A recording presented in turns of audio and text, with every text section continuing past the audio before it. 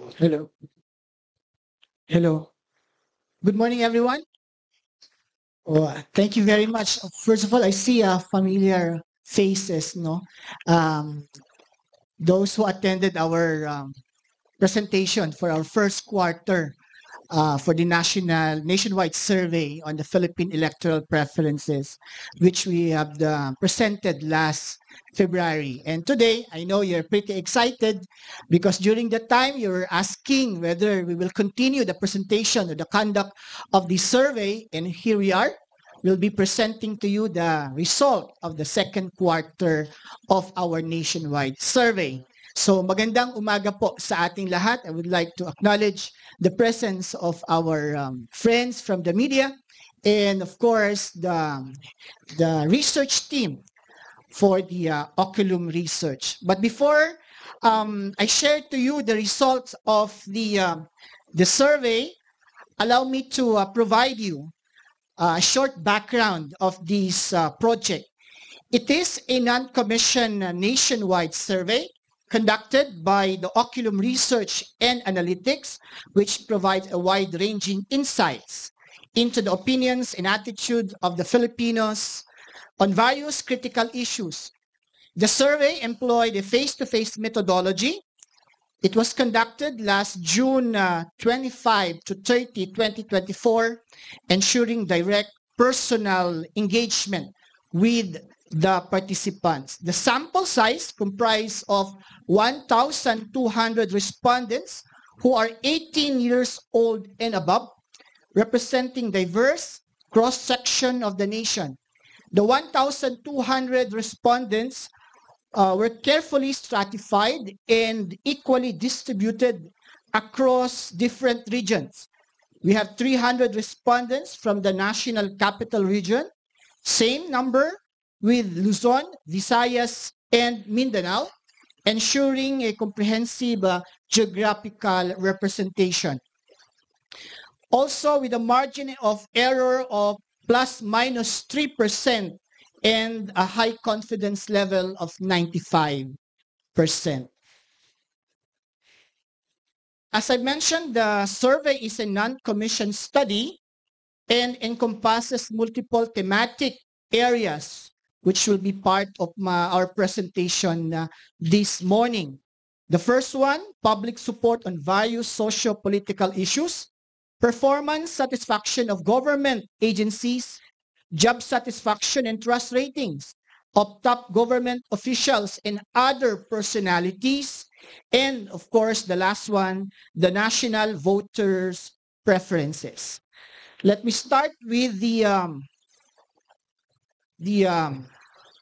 presentation on the socio-political issues. First one is on issue related to China. Firstly, the data on public support for partnership with China indicates overwhelming opposition. A mere 6% of the respondents expressed support or strong support for partnership, while substantial 75% were unsupportive or very unsupportive. When we asked the respondents about the trustworthiness of China, the results further underscores the public negative sentiment. Only 6% of the respondents viewed China as trustworthy compared to 66% who expressed distrust. About the South China Sea issue, regarding the strategic alignment amid the South China Sea dispute, the preference for the United States is apparent. Only 1% of respondents believe that Philippines should align with China, while a significant majority of 53% favored alignment with the United States. Additionally, 18% expressed a desire for the Philippines to remain neutral and not aligned with either of the major powers. And as you can see as well, the result of our first quarter last February seems to be the same with our result this quarter. Although there are some changes as to the number, but the result seems to be the same. Also, as to the same about the South China Sea issue, the survey explored public opinion on the appropriate action should violence erupt in the South China Sea. The results revealed a divided yet telling stance. 10% favored seeking peace with China, 35% favored or advocated for defending the Philippine territory against China, and 26% supported seeking military assistance from the United States. Another issue that we would like to highlight on this presentation is the issue about fighting illegal drugs. The data reveals that there is an overwhelming public support for efforts to combat illegal drugs, with 83% of respondents expressing support or strong support for these measures. Only small minority, or 8%, are unsupportive or very unsupportive. However, when examining the public's perception of the current state of illegal drug problem in the country, the survey results indicate a troubling trend. A significant majority, 70%, believe that illegal drug problem has returned, suggesting that the issue is far from resolved and may be resurging. The survey also explored public opinion on highly sensitive and polarizing issue, the potential arrest of the former President Rodrigo Duterte by the International Criminal Court over alleged crimes against humanity. The result shows that a divided public, with only 19% in favor of his arrest, while majority of 52% opposed it. This is another issue that would like to highlight because it is very relevant nowadays, the issue of divorce. The survey results reveal a divided public opinion on the general issue of divorce, with 30% of respondents expressing support or strong support for the legalization of divorce, while larger portion, 49%, are unsupportive or very unsupportive of this issue. When the survey proved more specific scenarios, such as divorce in cases of irreconcilable differences, the public stance remained divided, but slightly more inclined toward opposition. About 34% of the respondents were in favor allowing divorce for couples facing irreconcilable differences, while 42% oppose it. However, the survey results show a significant shift in public opinion when divorce is considered in the context of abuses within the marriage. In this scenario, 51% of respondents expressed support for divorce, while 31% opposed it. The survey results indicate also that there is substantial opposition to the general perception of divorce in the Philippines. Public opinion is more favorable when divorce is framed within the context of abuse. Other national issues. The survey highlights the levels of support or opposition for a range of national policies and initiatives, revealing a significant trend in public sentiment. The issues receiving highest level of public support include Pantawid Pamilyang Pilipino Program or For Peace with 88% support, fighting illegal drugs 83%, climate change 80%. On the other hand, support is more divided on the issues such as mandatory ROTC in college 56%, the anti-communist insurgency 52%, and the K-12 education system 51%. In contrast, certain issues received notable low levels of support, like rice importation 26%, The Maharlika Investment Fund, 24%. Small Town Lottery, 24%. Soji Bill, 23%. And People's Initiative, 20%. The survey further revealed substantial public opinion to issues such as mining with 66% opposition, same-sex marriage 60% opposition, e-sabong 77% opposition, and of course, this is very controversial, Pogo 72% opposition. Let's move on to the performance satisfaction of government agencies. The survey ranks various government agencies based on the percentage of respondents who are highly satisfied and satisfied with their performance. The Department of Health tops the list with 69% of respondents expressing satisfaction, making it the highest rated government agency. Following closely are the Bangko Sentral ng Pilipinas and the Department of Education, both with 68% satisfaction, tying for a second and, of course, third place. The Department of Social Welfare and Development ranks fourth with 67% satisfaction. And the Commission on Higher Education and the Commission on Election are also relatively well regarded with 61% and 60% satisfaction respectively. Meanwhile, the Department of Agriculture and the Office of the Vice President both have 58% satisfaction, placing them in the middle tier. Lower on the list include the Commission on Human Rights, 57%, and the Department of Justice, 56%. Now let's move on to the performance satisfaction of top government officials. The survey on the performance satisfaction with the top government officials reveals how Filipinos perceive the effectiveness and leadership of the country's highest-ranking officials. Vice President Sara Duterte ranks first in terms of satisfaction, with 64% of respondents expressing high or very high satisfaction with her performance. However, this represents an 11% decrease from the previous quarter's satisfaction level of 75%.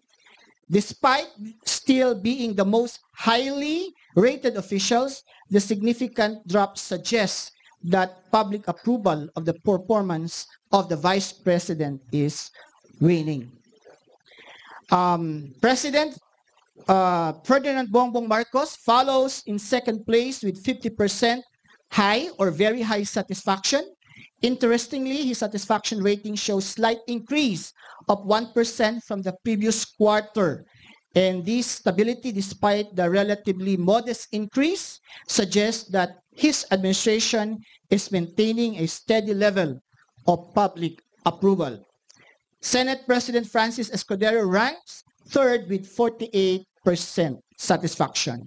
House Speaker Ferdinand Martin Romualdez comes in fourth with 34% satisfaction, showing 3% increase from the previous quarter's 37%. Chief Justice Alexander Gismundo ranks fifth with 25% satisfaction, the most significant improvement with 6% increase from the previous quarter's 39%.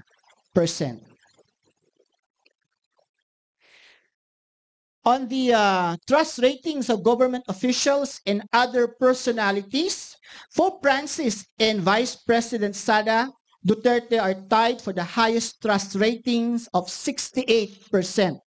However, both have experienced a decline in trust compared to previous quarter.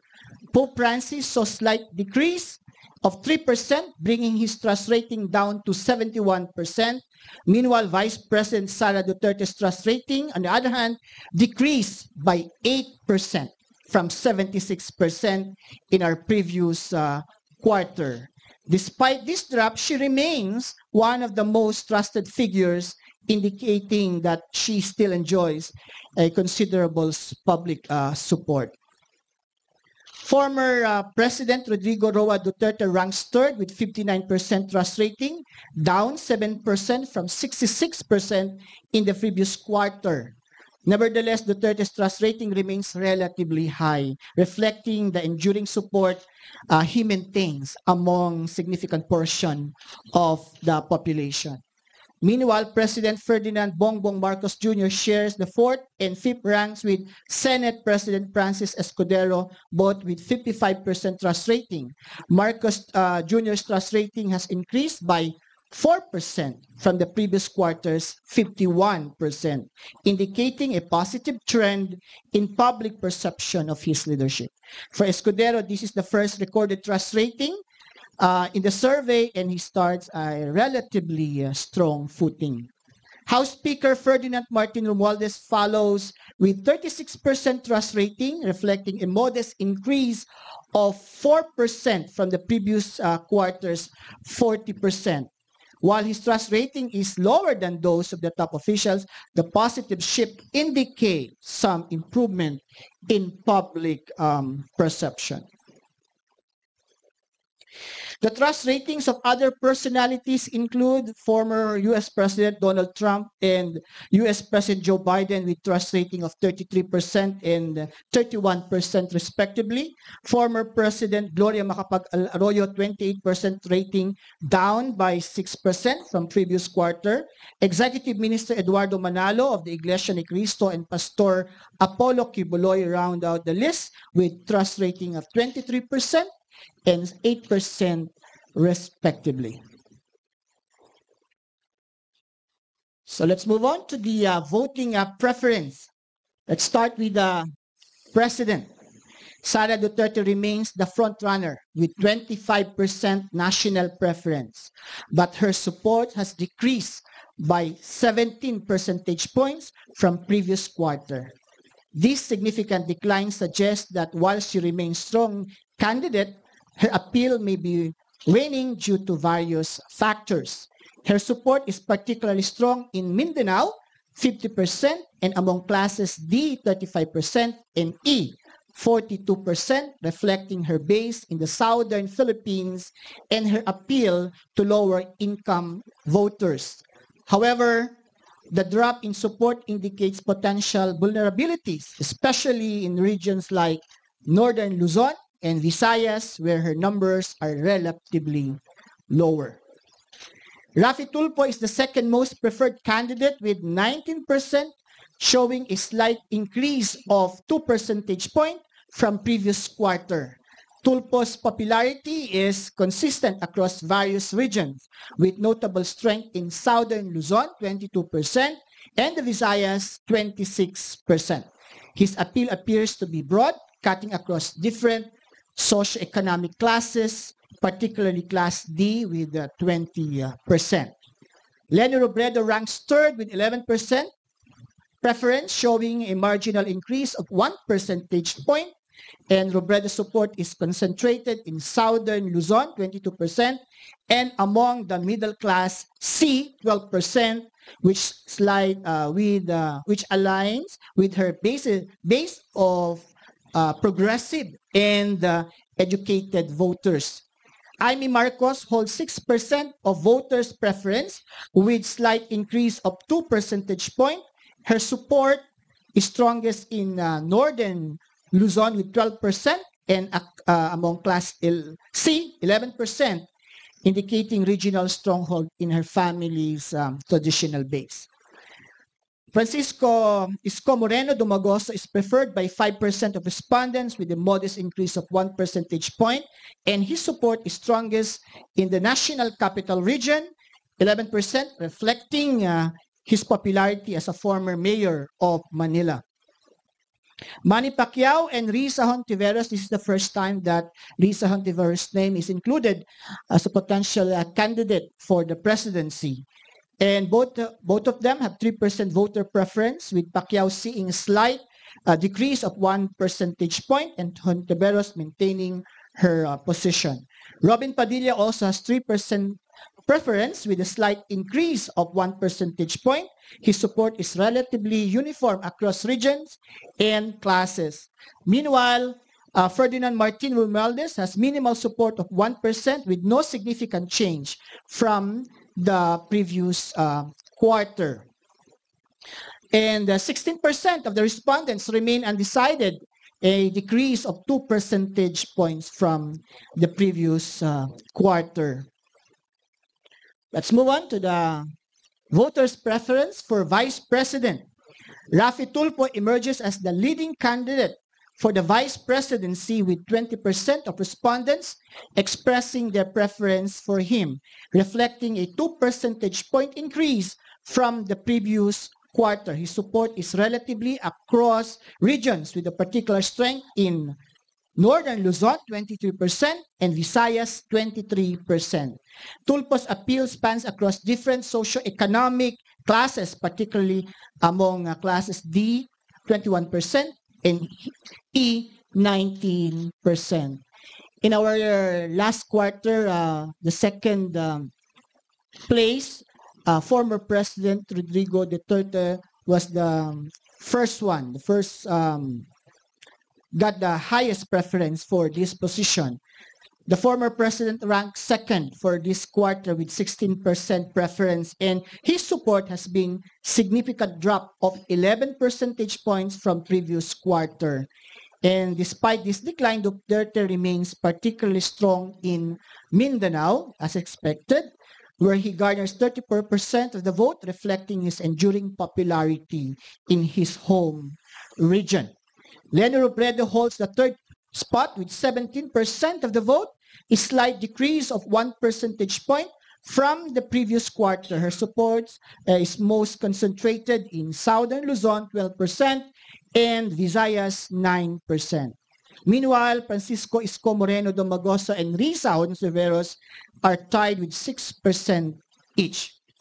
Christopher Lawrence Bongo has 5% with slight decline of 1 percentage point. Robin Padilla and Manny Pacquiao each have 4%. Amy Marcos also holds 4% of voters' preference. Ferdinand Martin Romualdez ranks low with only 1% support, suggesting minimal national appeal or recognition, and of 22% of respondents remain undecided, a significant increase of 6 percentage points from the previous quarter. For the Senator, Vicente Tito Soto III tops the list with the highest voting intention, with 56% of respondents indicating they would vote for him. His awareness level is also very high at 96%. Erwin Tulfo follows closely with 52% voting intention and 92% level of awareness. Manny Pacquiao, Francisco Isko Moreno Domagoso, and Rodrigo Roa Duterte are tied for third or to fifth place, with each receiving 43 to 45% of the vote. Ramon Bong Revilla Jr. and Vico Soto rank 6 to 9 with voting intentions of 34 to 36%. Pia Cayetano, Christopher Lawrence Bongo, Pampilo Lacson, Ronald Bato de la Rosa, Lito Lapid, Kiko Pangilinan, Dr. Willie Ong, Willie Rebillame occupy the 7th to 16th ranks with voting intention ranging from 28% to 32%. Richard Gomez, Herbert Bautista, Leni Robredo, Amy Marcos, Abigail Binay, Gregorio Honasan, Ralph Recto, Bam Aquino, and Manuel Mar Rojas round out the list with voting intention ranging from 16 to 24%. Notably, 22% of respondents remain undecided, highlighting the potential for shift in voters' preferences as the election approaches. And for this quarter, we also included the party list and the survey results. And for this presentation, we are only providing you the party list with at least 1% voting preference.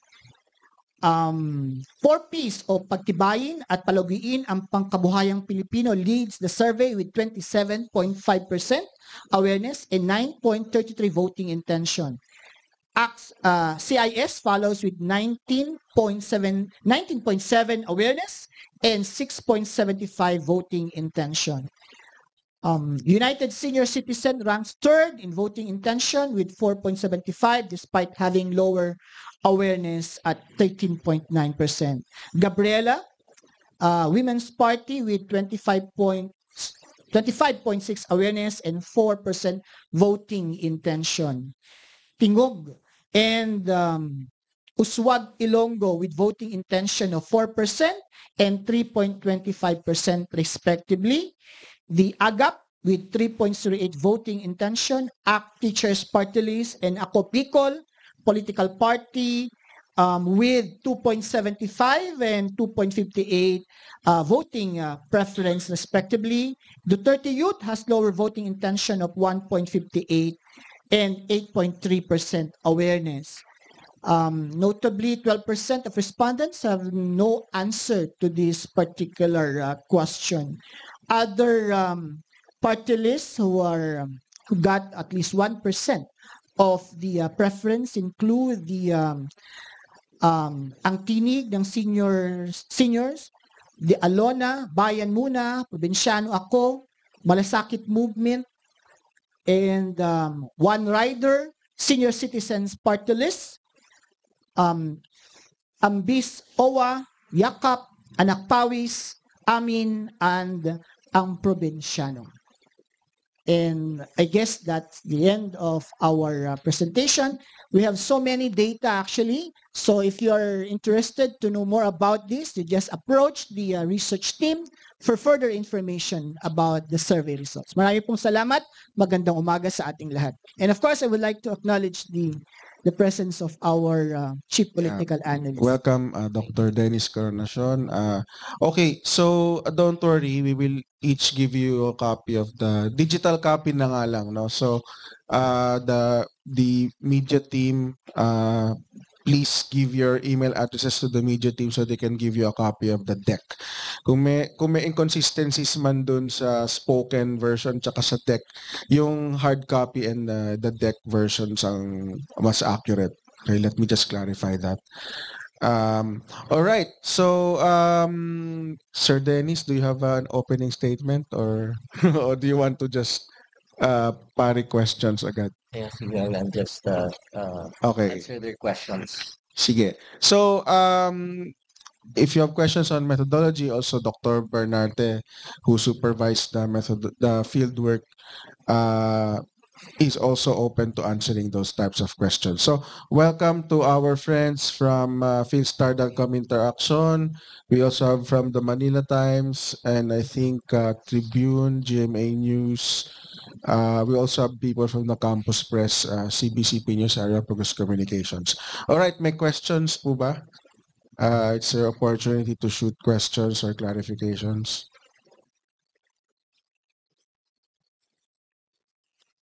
Question? Mr. Lucky, may question ka ba?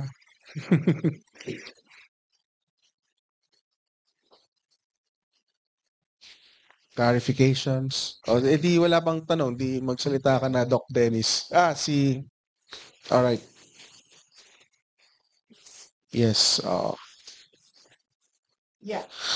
We have a show card for the respondents to choose from the list. Sir, microphone. Sorry.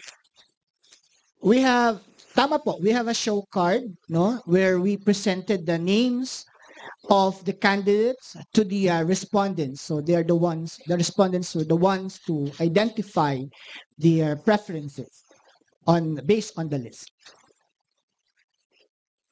So aided siya, aided ang tawag to. Yeah, we call it aided survey. But they were also given the chance to choose iba pa kasi may option doon na iba pa. To make it mutually exhaustive, there is a choice or option where they can choose others, and then they identify the names of their preferred candidates with not necessarily on the list.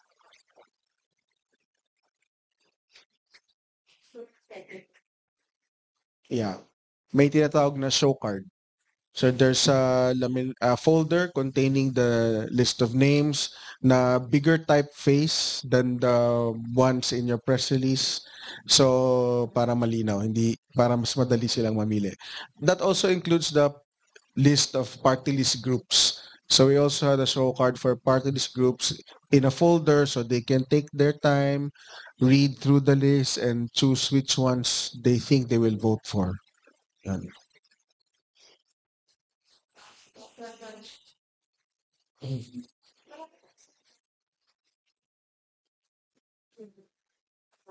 Kind whether type party say even a preference for the national election. Like, gaano ba kahalaga ito para sa kanila yung sir?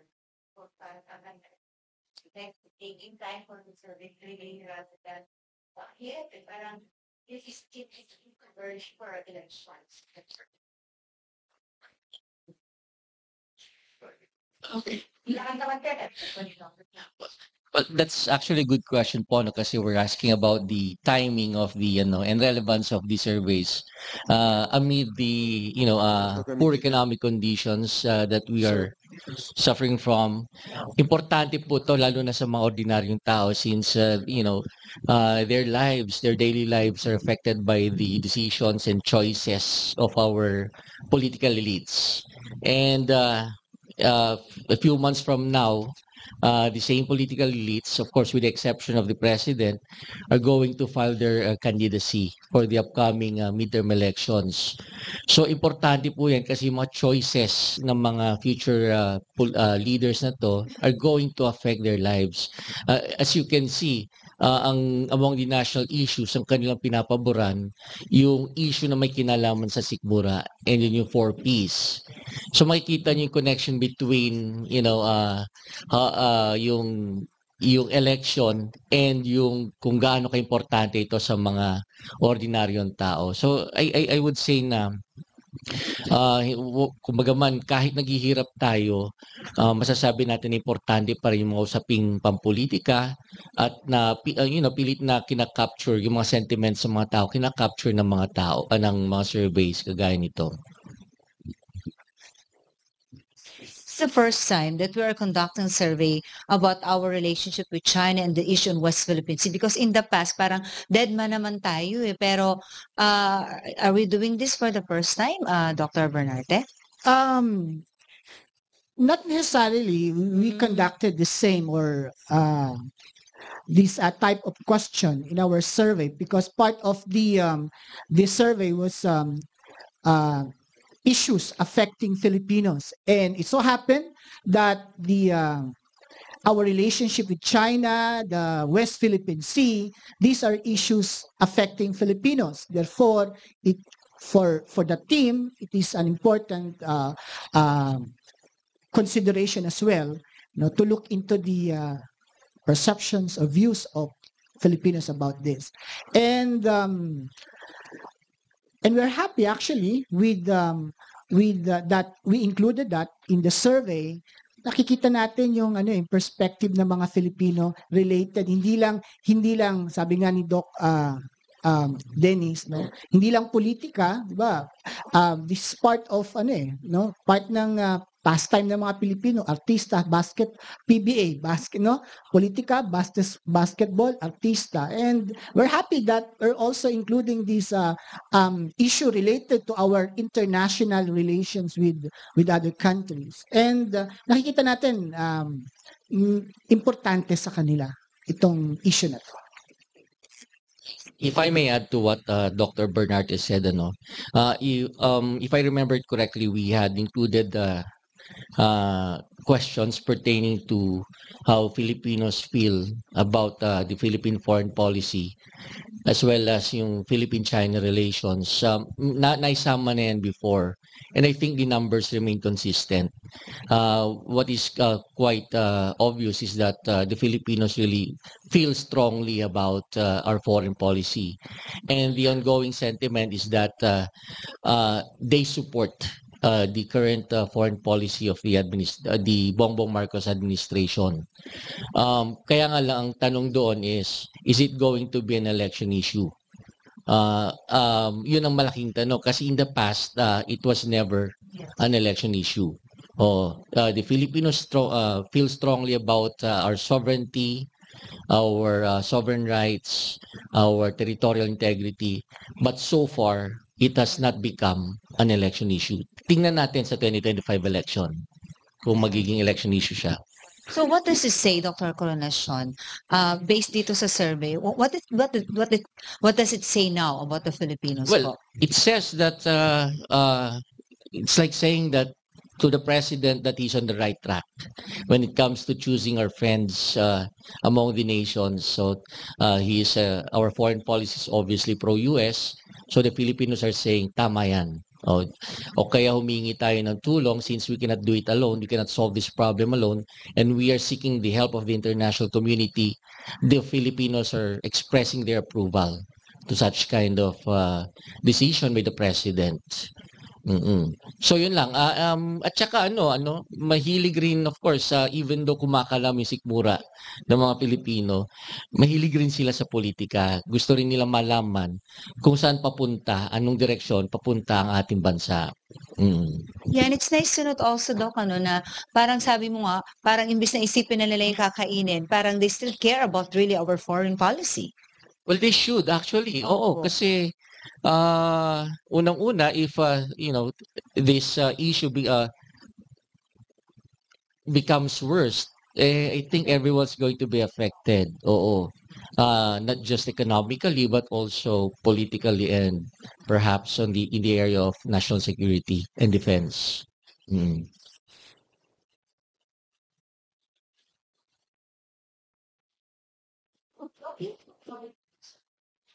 Sorry. Sorry, baka yung magtatanong iba muna. Doc, yung pabago-bago na lalo sa satisfaction at trust rating sa ating mga political leaders, ano ho ang ibig sabihin po nito, Doc? And ano ba ang magiging implication po nito sa ating political landscape and then yung sa really sa government in general?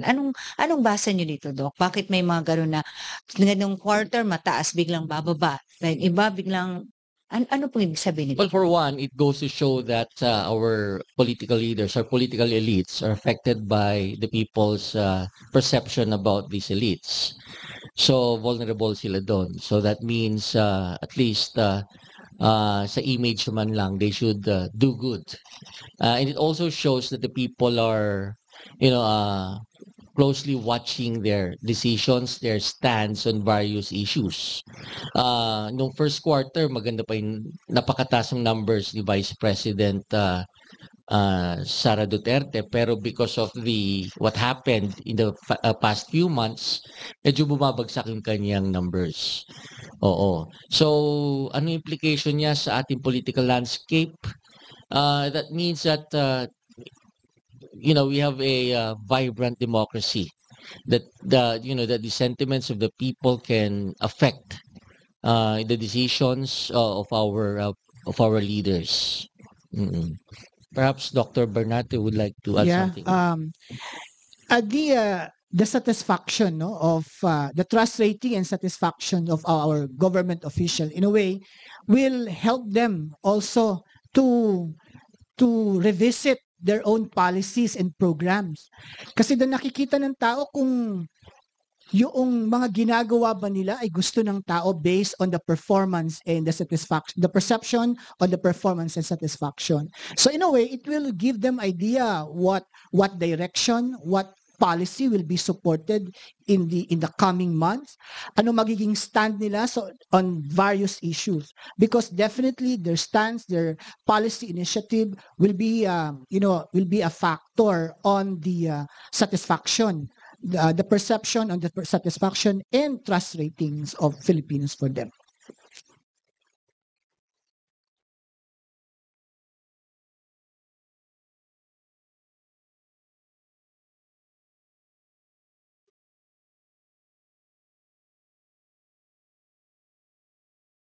Hello sir, Ian Lacky po, philstar.com.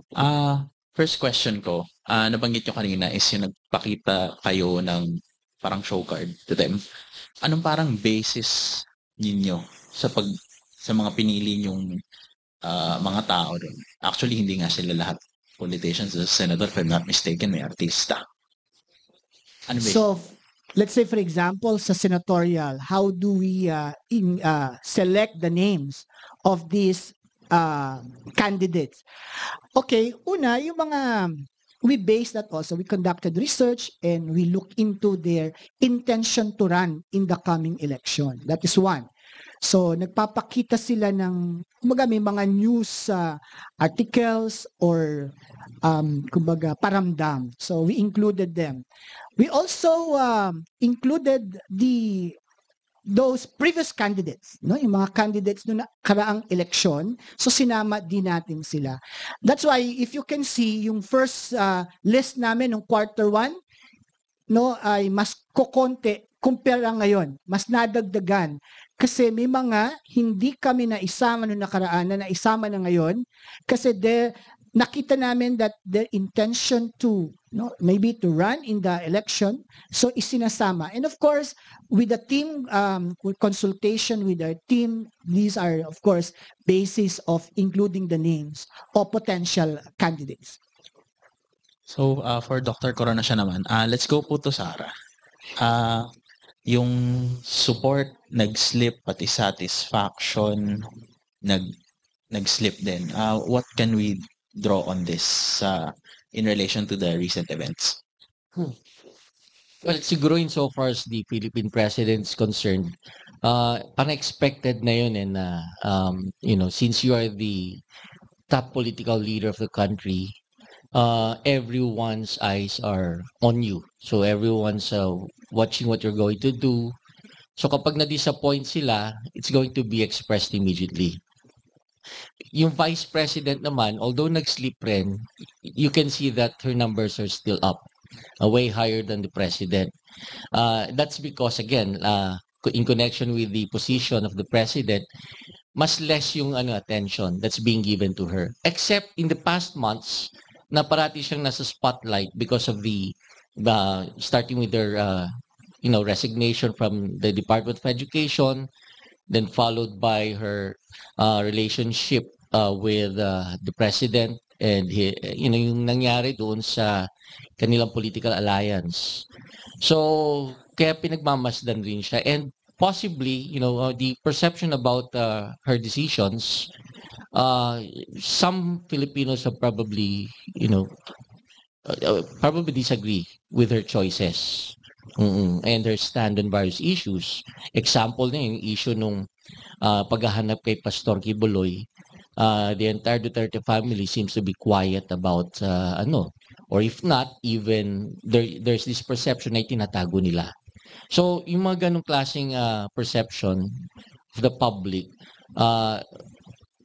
yun yung resulta kung bakit to a certain extent bumaba yung kanyang ratings.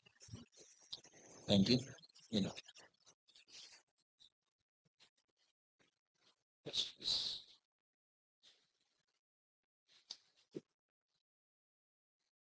Sir, Is this normal that the VP now is even the most trusted official rather than our president? Sorry, I have not been covering other service before. Pero di ba kanina si Pope Francis were top on the list together with the VP, followed by even, was it former President Duterte? Tapos kay Marcos? Sir, Dr. Coronation, sir. I think, if I'm not mistaken, two questions yan eh. Yung sa trustworthiness, including yung mga private individuals, including the Pope. And then yung isa naman yung satisfaction rating. And I think normal pa rin kasi nung last quarter, if I'm not mistaken, Sir Ipeno, the satisfaction rating for the Vice President is higher compared to the President. Like I said, mas nagbibigay ng atensyon yung mga tao doon sa ginagawa yung mga decisions ng Presidente.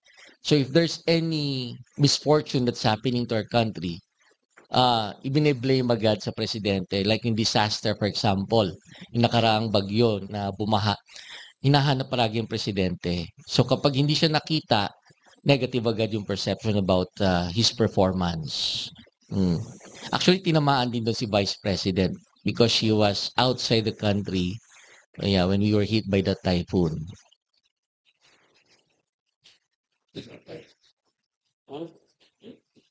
I was supposed to ask nga po kung kasama yan sa issue na nakaapekto sa kanyang pagbaba ng kanyang rating. Yung fieldwork Did it natin cover the is period? fieldwork is June 25 to 30. So hindi yun Hindi na-cover. na po. Okay. Pero that the survey was done right after The the resignation. resignation of the Vice Okay. President from DepEd. So yun, na-cover yung part na yun.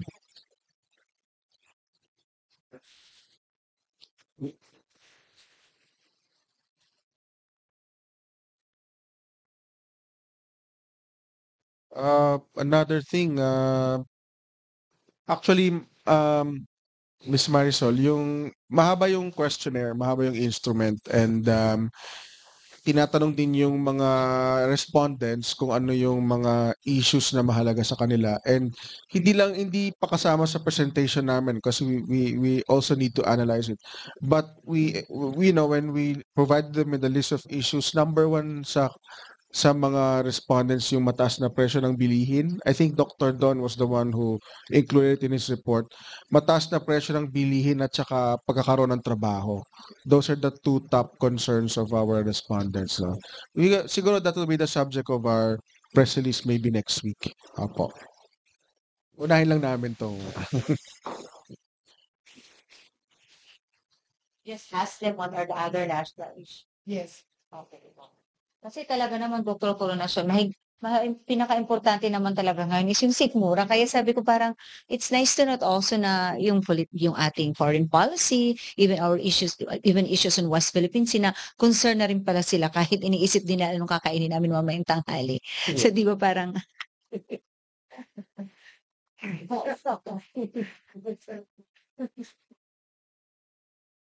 Alright, so speaking of stomach. pero sir, pahapon lang. Meron Sir, pa. ano ang reaction niyo po doon sa sinasabi nila yung mga ganito mga survey is actually preconditioning the minds of the people? Parang inaano na daw yan kinukondisyon na. Preconditioning the mind for the election. I mean, alam mo ang survey, matagal na yan, di ba? Napakatagal na nitong, I mean, the conduct of survey. Panahon pa ni Jesus Christ, may survey na, di ba? So, hindi na to uso, no? Hindi na to bagong issue. Pero, of course, we still respect, no? Yung ganyan na mga opinions, no? ng tao. But, again, survey is important for us to know the feelings, no, yung attitude of people at a certain point, no. Tandaan natin itong survey, may measure lang nito, yung kayang niyo i-measure ay yung kung kailan ginawa yung survey, no. Maaring bukas iba na, no, yung opinion. There will be a lot of other factors that might change the opinion, the perception of people. Pero this is important for us to guide, no? I hope that the politicians, no, people in government particularly, no, will consider the survey as a measure as well, as a tool, no, to how to move forward, mag-initiate ng mga programa, no? Ano yung mga dapat gawin sa tingin ng tao ay tama. Okay? But nagkaroon lang siguro ng ganong idea na mind conditioning kasi purely political. Pero this survey is not plainly political. It's not commissioned, no? There are several issues that Oculum Research covered in this project, no? So isa lang yung electoral preference, but I hope they will look into other information related to this survey. Thank you. If I may add to what Dr. Bernardo said, I also come from the academe, and as an academic, parati kaming, when we do research, parati kami naghahanap ng best instrument that can capture the data that we need to answer our questions. Now, I think yung survey is in the same line. So we should treat it as a data gathering instrument to know how the public feels at a given moment. Ano lang naman yan, it's a snapshot ng political reality na dahil snapshot siya fleeting, it can change over time. Now, if you see that the numbers are changing based on the survey results, at tapos okay pa yung methodology, I think hindi natin pwedeng tawagin na ano siya pang precondition ng mind. Oo. Kasi very objective naman and tama naman yung methodology na ginamit. Now, I don't know with the other survey firms, but insofar as Oculum is concerned, we do remain faithful to the facts. So, yun lang po.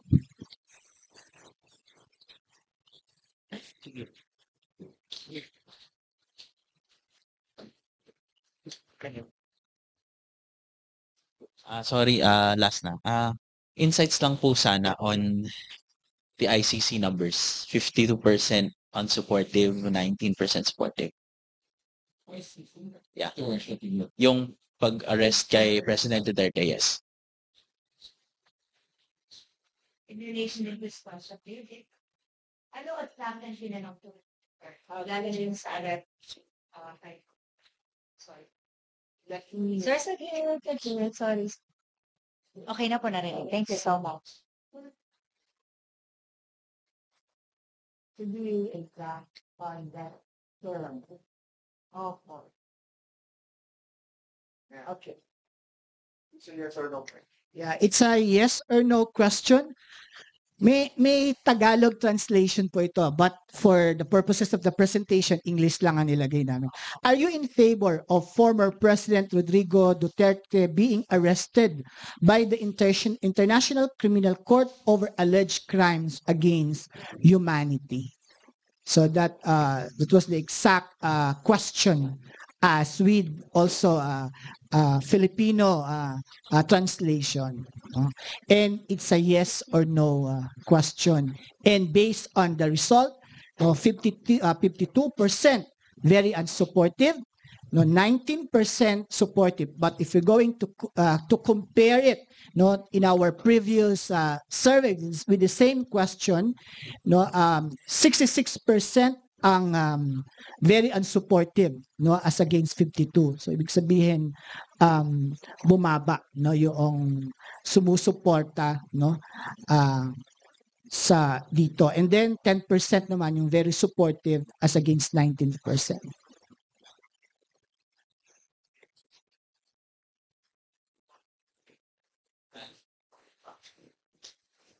Well, based on what Dr. Bernard highlighted with regard to this question, it seems that there is a gradual shift in public opinion with regard to this issue. ICC, the possibility of ICC arresting the former president.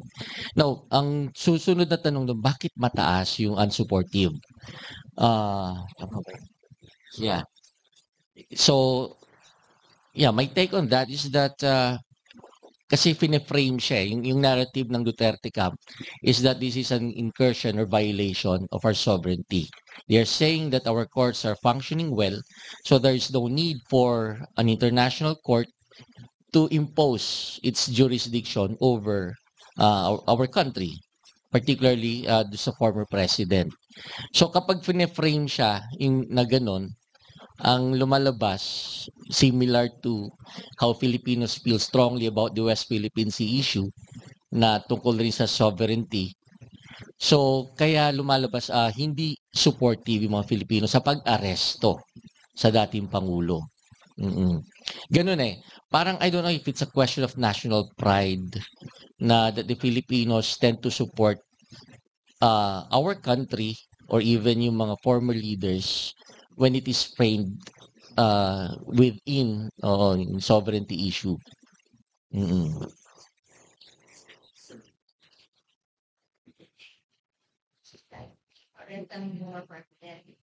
That is also reflect yung insight talaga ng Filipino, yung ano nila sa pananaw talaga nila sa ICC in general, not just really specifically on the arrest of the former president? Well, if it is on ICC in general, kung parang ganun yung pagka-frame ng question na it's more on ICC in general.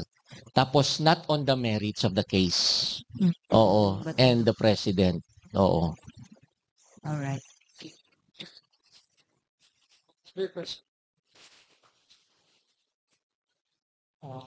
Morning, sir. I'm Nash Villena from the communique of Bulacan State University, student publication, and also a former PCIJ intern. Speaking of the previously mentioned word, paramdam, that I pick up from your response to one of the questions.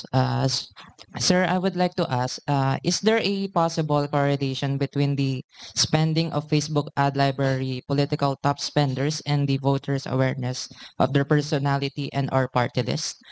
For background, so far, based on the findings of the Philippine Center for Investigative Journalism, PCIJ, published through 3 campaign finance stories, one of which I have written during my internship, we have come to observe the telling parallelism between the two. For example, senatorial preferences from the June 2024 Pulse Asia survey also appears to be the top spenders on the Facebook ad library. Do you think there is really a correlation? Top spenders, and its possible impact on the candidates and even party list organizations. Well, I think in the previous election, there was a study conducted. By the way, it's good that you're conducting that study, no? Pero in the previous election, there was a study conducted showing that being a top spender does not necessarily result in winning an election. Oo. Kasi of course, importante pa rin doon. Maaring ikaw yung top spender, yung kandidato na to ang top spender, pero nag-fail naman in terms of messaging. Content is also important. Connecting with people, with the electorate is also important. So yun ang nakakalimutan ng ilan sa mga candidates and mga party list organizations. Akala nila, pag gumastos ka ng malaki, immediately that would translate to electoral victory. So obviously, based on that study, hindi. Mm-mm. Aside from the amount of money they're spending for the election, in the previous election, nakita natin sa senatorial, even former senators, no? Marami din ang they try to return to the Senate pero hindi rin sila pinalad, no? I don't want to name names but look into the data. So even again, those in the position already, no? When they try to return the Senate or even the Congress, hindi rin sila nakakabalik. So I concur with the opinion of Dr. Coronacion that spending a lot of money will not guarantee victory in the election campaign. Thank you po.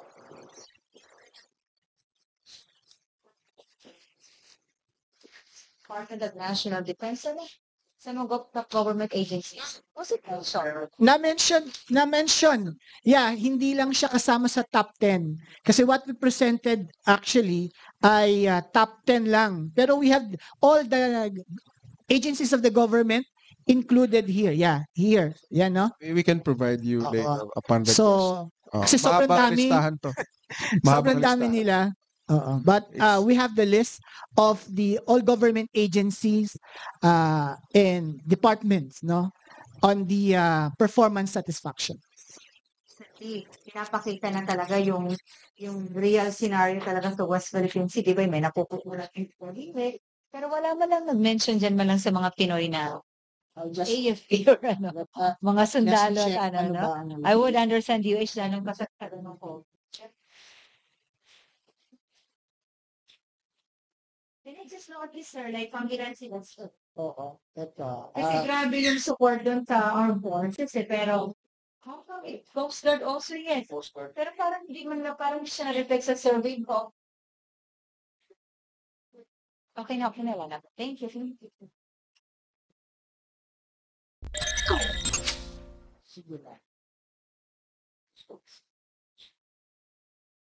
Okay.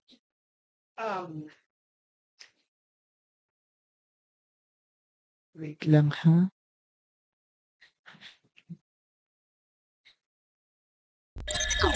DILG is 55 with 55 satisfaction rating. The Department of National Defense with 45% satisfaction rating. So ang Department of National Defense ay 29th place amongst all government agencies with highest satisfaction rate. Hindi na po hindi na per major department. Oo. Yes. Yes. Kasi hindi naman lahat ng tao sa nakakala work here with Senator Agency of the IQ. PNP is some of the agency of the ILG. Coast Guard, will be all.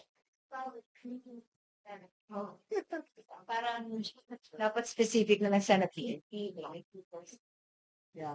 Alam mo, sir, On a separate part of our questionnaire, hindi namin kayang ilagay lahat yun dito dahil sobrang dami. So, we also have a question about trust in specific institutions, and in that question, there's a item there for the military and the police. So, military trust is 76% based on the raw data that we have. 76% trust, no? And then the police had a 69% trust. But in our survey, the institution with the highest trust, no, would be the academe, 90%, no, followed by business, local government, Catholic Bishops Conference of the Philippines, the banking system, national government, and then followed by the military, the judiciary, and the police, and then the media, 67%. So yun. Meron, ito nga, 67%. Yeah, media is a high trust but it's the lowest among the institutions that we enumerated. Yeah. Apo. So, but with that included in the presentation, sobrang dami na. All right. So, may questions pa? Mukhang wala na. I hope we have exhausted all of your questions. To repeat, if you want a copy of this, please approach Hert Alawigan or Lay San Diego. Please give your email address to them and they will send you a copy of this later. All right. So, paano ba, Monsi? Can you lead us bless the food?